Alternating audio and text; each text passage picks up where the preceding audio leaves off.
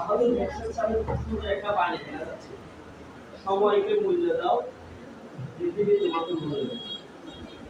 আজকে exceptional family কর্তৃক আয়োজিত এইচএসসি পরীক্ষা 2024-এ এইচএসসি পরীক্ষার্থীদের বিদায় উপলক্ষে বিদায় সংবর্ধনা ও দোয়া মাহফিলে উপস্থিত অনুষ্ঠানের সম্মানিত সভাপতি, উপস্থিত সুজন হাসি যুব ফাউন্ডেশনের সম্মানিত সভাপতি ছোট ভাই মোহাম্মদ বলবুল এবং আমার প্রিয় এবং সম্মানিত ব্যক্তিবৃন্দ, আমার প্রিয় শিক্ষার্থীবৃন্দ, আমার অনেক শিক্ষার্থী আমাকে দেখতেছে এবং সামনে উপবিষ্ট সকল পরীক্ষার্থীবৃন্দ, শুরুতে আমার সালাম এবং শুভেচ্ছা।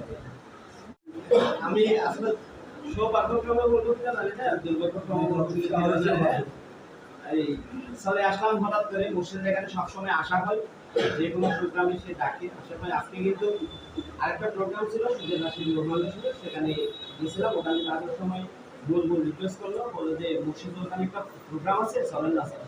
আমার একটু কাজ ছিল, তারপরেও চলে আসছি। সমস্যা নেই, তোমাদেরকে দেখে আমার খুব ভালো লাগতেছে। আমি বেশি কিছু বলবো না, আমার যেহেতু অনেক কিছু বলছেন, যেগুলো বলছেন সবই গুরুত্বপূর্ণ। যে তোমার জীবন ভবিষ্যৎ চিন্তাধারা নিয়ে বলছে, আদর্শ নিয়ে বলছে এবং পড়ালেখা করে কি করবা না করবা সব কিছু নিয়ে বলছে। আমি বলতে যাবো না, আমি জাস্ট বলবো তোমাদের জীবনের সামনে এসএসসি পরীক্ষায় অনেক কিছু করণীয় আছে, অনেক কিছু গুরুত্বপূর্ণ কাজ আছে, এগুলো সম্পর্কে আমি সামান্য কথা বলবো। আসলে আমরা পরীক্ষা দিতে গিয়ে দেখতে পাই যে, বা পরীক্ষা দিতে গিয়ে দেখতে পাই যে এইচএসসি পরীক্ষা সিটি কলেজে আমি ফর্ম ফিল আপের দায়িত্ব ছিলাম। আমার অনেক স্টুডেন্ট আছে, যে মাসুম, আরো আরো অনেকে আছে, হয়তো আমি, তোমরাও অনেকে আছো, হয়তো আমি চিনি না। আর্টসের স্টুডেন্ট হওয়ার কারণে আমি যেহেতু সায়েন্সে আছি, যাদের সাথে পরিচয় আছে মোটামুটি তার কিছু। তো দেখি যে তোমরা যে অলস, তোমরা যে পাস করলে সেটাও ভাগ্যের ব্যাপার। আমি ধারণা করে আছি কালকে পরশুদিন পরীক্ষা হবে। ফেসবুকে হাজারবার বলছি প্রবেশপত্র বিতরণ করা হবে, অমুক দিন এত রাতে গেলাম 5টা বাজে প্রবেশপত্র দিচ্ছি, এরপরও আসেনি। রাইতে 3টে বাজেও ফোন করে, স্যার প্রবেশপত্র এই কাউকে দেওয়া হবে। আমি একটু গরম মানুষ, আমি খারাপ পাশে করি। যাক, ধরো আজকে 3টা টাকা মতো অনেকে ফোন করলো, স্যার কাউকে শনিবারে কি প্রবেশপত্র দেওয়া হবে। তুমি যদি দায়িত্ববান ব্যক্তি হও, তাহলে তোমার প্রবেশপত্রটা 7 দিন আগে নিয়ে রেখে দেওয়া উচিত ছিল তোমার, কারণ সেখানে ভুল ত্রুটি থাকতে পারে। গতকালকে প্রবেশপত্র নেওয়ার সময় আমাকে একটা স্টুডেন্ট বলছে, স্যার আমার অপশনাল সাবজেক্ট ইসলামিক হিস্ট্রি নয়, আমার অপশনাল সাবজেক্ট ছিল অর্থনীতি, কিন্তু আমার এখানে দেখতেছি অর্থনীতি আবশ্যিক সাবজেক্ট চলে আসছে, এখন আমি কি করবো স্যার? এটা যদি তুমি 3 দিন আগে প্রবেশপত্রটা নিতে, তখন তুমি সেটা কি করতে পারতো, স্যার ভুলকে জানিয়ে তোমার এটা ঠিক করে আনতে পারতো। আজকে তুমি কালকে পরীক্ষা তুমি যদি বলে দাও স্যার আমার এখানে সমস্যা, তাহলে তো সম্ভব নয়। বুঝতে পারছো? আমি এই জন্য বললাম যে তোমরা অনেক বুঝছো। আসলে এই যুগটা অলসদের যুগ নয়। এই যে ভাই বলছেন, অন্যান্য বিশ্বের অন্যান্য কান্ট্রিতে এক ক্লিকে যা করে আমরা 1 মাসও তা করতে পারি না, কারণ তারা কতটা অ্যাডভান্স, আমরা অ্যাডভান্স হতে পারবো না।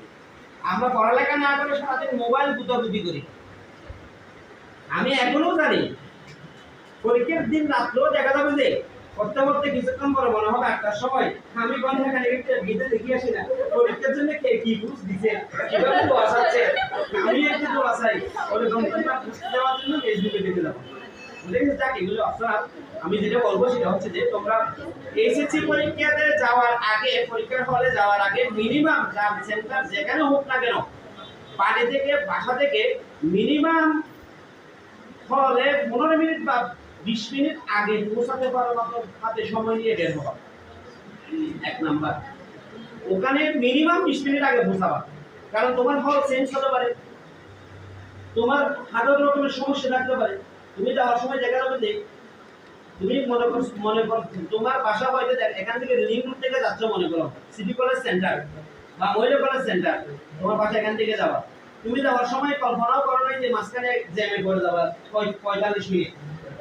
ওই 45 মিনিট জ্যামে গিয়ে দেখা যাবে যে তুমি ঠিক সময়ে পরীক্ষার হলে ঢুকতে পারো নাই, তোমার যেগুলি চেক করে ইয়া করার কথা, কাজ করার কথা, তুমি সেই চেকগুলি করতে পারো নাই, তখন তোমার একটা ছোট ভুলের জন্য দেখা যাবে যে তোমার পুরো পরীক্ষাটা দেওয়ার পরে নষ্ট হয়ে যাবে।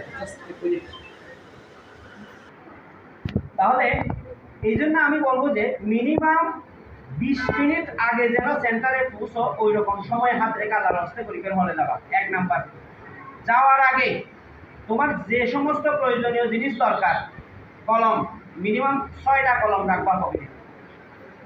আমি একটা দুইটার কথা বলি নাই, 6টা কলম রাখতে বলছি, কারণ 6টা কলম তোমার জন্য নয়, তোমার জন্য সর্বোচ্চ 2টা লাগবে। যে পাশে থেকে দেখবে যে তোমার বন্ধু একটা কলমের জন্য লিখতে পারতেছিল, একটা ভিডিও আছে না, আমি ফিজিক্সে 98 নম্বর পাইছিলাম, 2 নম্বর পাই নাই, সেই 2 নম্বর আমার কলমটা যখন আমি 2 নম্বরের জন্য লিখতে গেছি, আমার কলমে কালি ছিল না। হ্যাঁ, আমি আমার পাশের জনের কাছ থেকে অনেক খুঁজছি, কিন্তু সে আমাকে কলমটা দেয় নাই, এজন্য আমি 2 নাম্বার